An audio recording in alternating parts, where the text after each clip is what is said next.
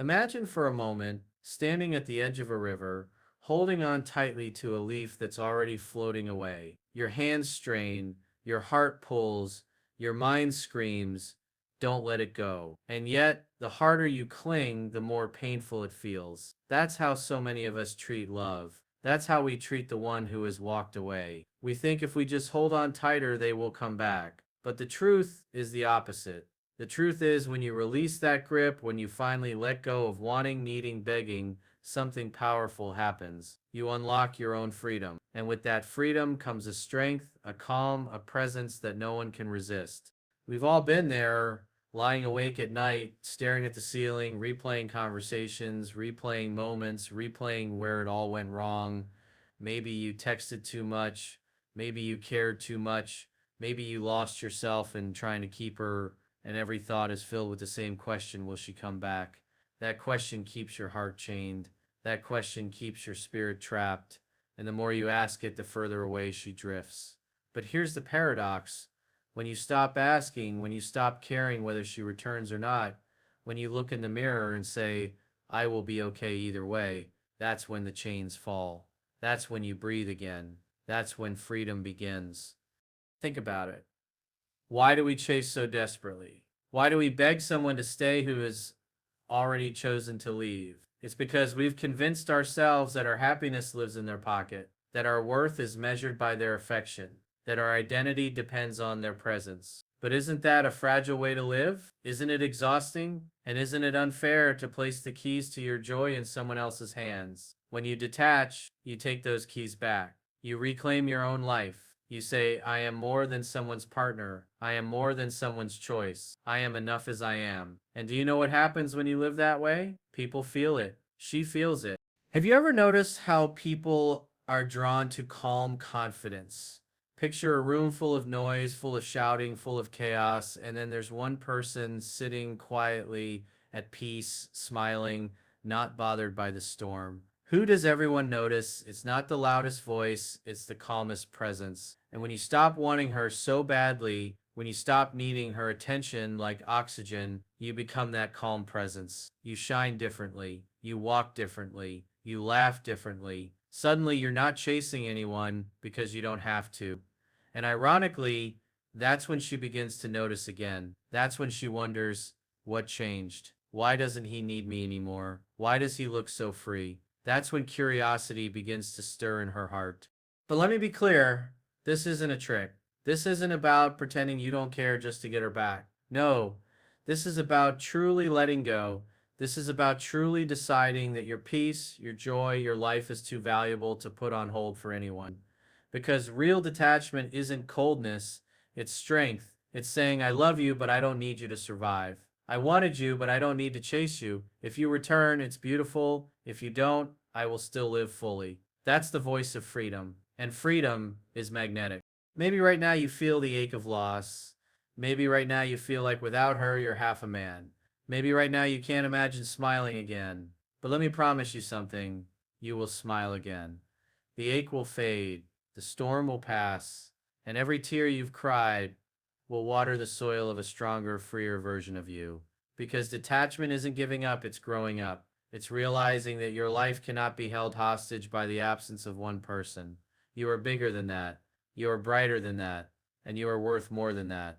So the next time your heart whispers, I need her back, pause, breathe, and ask yourself, do I really need her, or do I need myself? Do I need to chase her footsteps, or do I need to find my own path again? And when you choose your path, when you choose to detach from needing, something miraculous happens. You don't just free yourself, you also create space for love to return if it's meant to. But this time, it won't be out of desperation, it won't be out of fear, it will be out of choice, and that makes all the difference. So let go of the leaf in the river. Let it float, let it find its way. Trust that if it is meant for you, it will come back on its own. And if not, you will still be standing tall, strong, free, and whole. That is the gift of detachment. That is the secret of peace. And that is the moment she'll return when you no longer want her. There comes a point in life when you realize that the more you want something, the further it slips from your grasp. You reach out with trembling hands, desperate for it, and somehow it always moves further away. Love works in the same way. The more you crave her attention, the more you beg for affection, the more you try to convince her to stay, the less she wants to. And yet, the moment you stop needing, the moment you stop craving, the moment you say, I'm fine with or without her, something shifts. Your energy changes, your spirit lifts, and suddenly, without even trying, you begin to attract what you once chased. Think about the times when you were most magnetic in life. Was it when you were nervous, overthinking every move, checking your phone every 2 minutes for her reply? Or was it when you were relaxed, laughing with friends, living your own life, focused on your passions, not caring about who was watching? It's always the second one. Because attraction isn't born from neediness, it's born from confidence. And confidence is simply the absence of need. There is something deeply powerful about a person who no longer needs. When you want less, you radiate more. When you stop caring about whether she texts or calls, you suddenly walk taller, your smile feels genuine, your conversations flow naturally. You're not trying to impress anymore because you don't have to. You're not seeking validation because you've already validated yourself. That inner shift is felt by everyone around you, especially her. She notices, she feels it, she senses that something is different, and that difference is what pulls her back. Why is it that when you chased, she ran, but when you stopped caring, she started chasing? It's because people are not drawn to desperation. No one is inspired by someone who clings to them out of fear of being alone. But everyone is drawn to someone who stands firm, secure in who they are, unshaken by loss. Wanting less doesn't mean you don't love. It doesn't mean you don't care. It means you're free from the fear of losing. And freedom is the most attractive force in the world. Let me paint a picture for you. Imagine walking into a room filled with people. One person is scanning the room nervously, eager to be noticed, desperate for attention. Another person is sitting calmly, smiling, not bothered whether anyone comes over or not. Who do you notice first? It's always the calm one, always the one who is content, always the one who carries no hunger for approval. That's the energy of wanting less. That's the energy of someone who doesn't chase, but still attracts. And this shift doesn't just happen in romance, it happens in every area of life. When you want less recognition, more recognition comes. When you stop begging for opportunities, opportunities show up. When you stop fearing the loss of someone, you create space for them to return, because what you project is what you invite. If you project fear, you invite distance. If you project confidence, you invite closeness. Wanting less is not weakness, it's strength disguised as calm. Maybe right now you think, but how can I not want her? I love her. I miss her. And yes, it's natural to feel that way. It's natural to want the person you love, but the key is in the balance. Want her, but don't need her.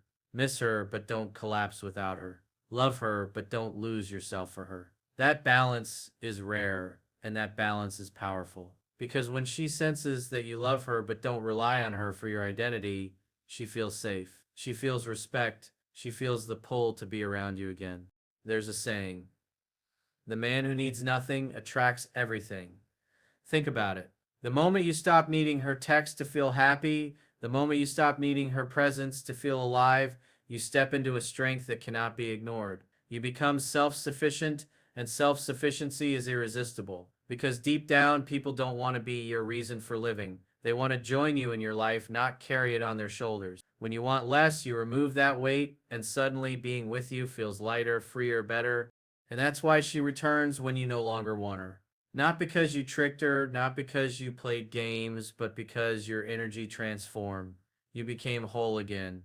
You became a man who walks into a room not searching but glowing, and glow always attracts. Wanting less does not mean losing love, it means gaining yourself. And when you gain yourself, love cannot help but follow. So remember this.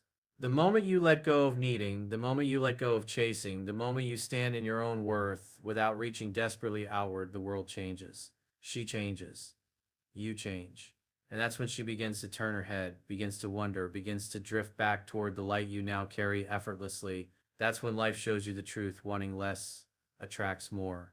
There is a quiet moment in every man's journey when he finally looks in the mirror and asks, am I enough as I am?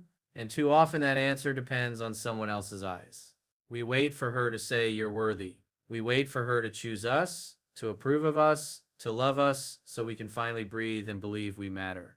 But the truth is, as long as your worth is tied to her opinion, you will always be a prisoner. Because the real magnet in life, the real force that draws love and loyalty back to you, is not neediness or longing, it's self worth. Think about the men who inspire you, the ones who walk into a room and instantly command attention. They don't do it by begging, they don't do it by clinging, they do it by standing tall in their own value, as if to say, I know who I am and I don't need anyone to complete me. That energy is undeniable, that presence is rare, and that is what pulls her back, not because you demanded it, but because you embodied it. When you stop chasing her approval and start chasing your own growth, something extraordinary happens. Your focus shifts from how do I make her want me to how do I build a life so fulfilling that I want myself. You start pouring into your passions, your goals, your health, your future. You start choosing yourself not in arrogance, but in respect. And the moment you begin to respect yourself deeply, others are forced to respect you too. Imagine the contrast. A man who constantly texts, constantly apologizes, constantly pleads, please don't leave, please love me, please give me one more chance. Now picture a man who says calmly, I love you, but I love myself too. I will grow, I will shine, I will live fully with or without you. Which man do you think she feels pulled toward? Which one carries the energy of strength? It's always the second, because love cannot survive where there is begging. Love thrives where there is balance. Self worth doesn't mean arrogance. It doesn't mean shutting people out or pretending you don't care. It means caring deeply about yourself enough to never allow your heart to be dragged in the dirt for the sake of someone else's indecision. It means knowing that you are already whole and anyone who comes into your life is an addition, not the missing piece. When you live like that, you stop begging for crumbs of affection because you've already prepared a feast within yourself. You stop clinging to broken doors because you've already built a home in your own soul. Maybe she left because you made her your world. Maybe she felt the weight of being your everything and that weight was too heavy. But when you shift, when you become your own world, suddenly the burden lifts. She no longer feels suffocated, she feels inspired. She sees you thriving without her, and something inside her whispers, I want to be part of that. That's the paradox. When you stop needing her to validate your worth, she begins to recognize it herself. Let's be honest. Women are not drawn to men who collapse without them. They are drawn to men who rise regardless. They are drawn to men who can love fiercely, but also stand firmly, who can say, I desire you, but I don't depend on you. I cherish you, but I don't chase you. I love you, but I love myself too. That balance is magnetic, that balance is rare, and that balance is only possible when your self worth is intact. Think of a fire. A fire doesn't beg anyone to gather around it, it simply burns bright and steady, and people come because they are drawn to the warmth. That's what self worth feels like. When you are lit from within by your passions, your purpose, your growth, you don't have to beg anyone to notice. They feel it, they see it, and they come closer. You become the fire she cannot ignore. And here's the truth most men forget a woman cannot love you fully if you do not love yourself first. If you don't value yourself, every word she says will feel like a question mark. If you don't respect yourself, every glance she gives will feel like a test. And eventually, you will drain her because no one can fill a hole you refuse to fill yourself. But when you stand strong in your own worth, when you choose yourself before begging to be chosen, you become a man who doesn't just attract love, he sustains it. So stop waiting for her to tell you you're enough. Stop waiting for her return to make you feel alive. You are alive right now. You are worthy right now. And when you step into that truth, when you invest in your growth, when you honor your own boundaries, when you live with passion, something shifts. You no longer chase love. Love begins to chase you. And maybe, just maybe, that's when she looks at you differently. Not as the man who begged for her back, but as the man who rose without her. And that is the man she wants to follow. Because in the end, self-worth is not about pushing her away. It's about becoming so complete within yourself that she cannot help but be drawn back. It's not about rejection. It's about reflection. When you shine with the light of self-respect, she sees her own reflection in you, and she is reminded of the man she first fell for. The man who stood tall, the man who didn't need saving, the man who chose himself.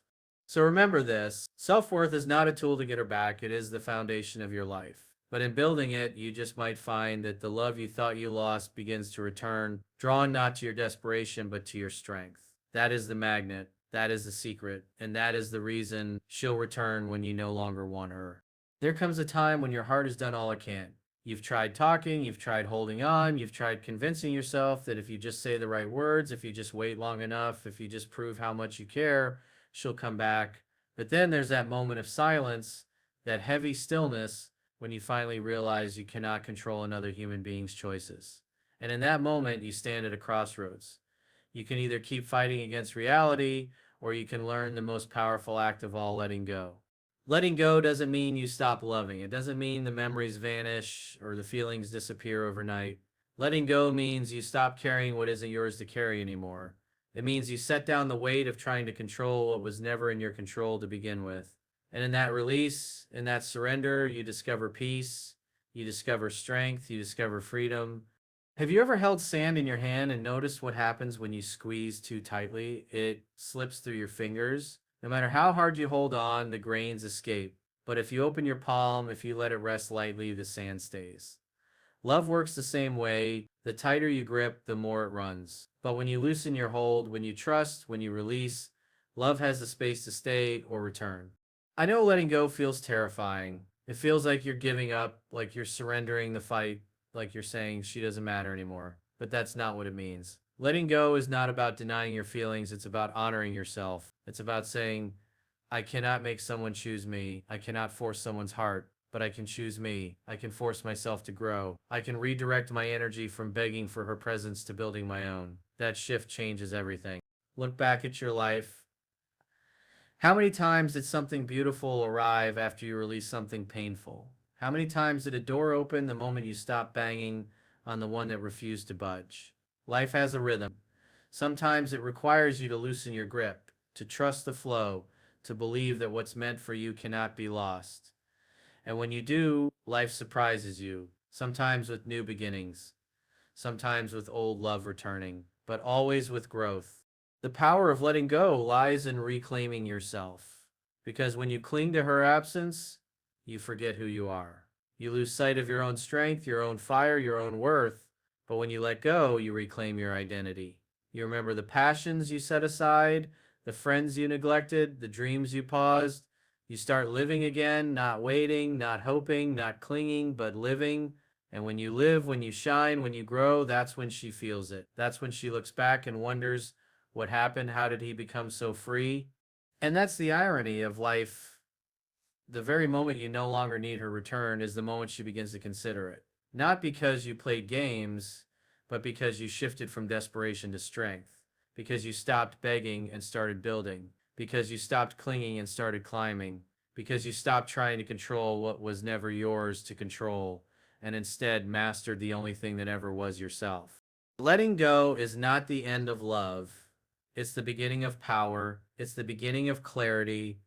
It's the beginning of finally seeing that you cannot lose what is meant for you and you cannot keep what is determined to leave. It's the moment you decide that your peace matters more than your fear, that your growth matters more than your grip. And when you live that way, life opens, love flows. She returns if she chooses. And if she doesn't, you are still whole, still strong, still free.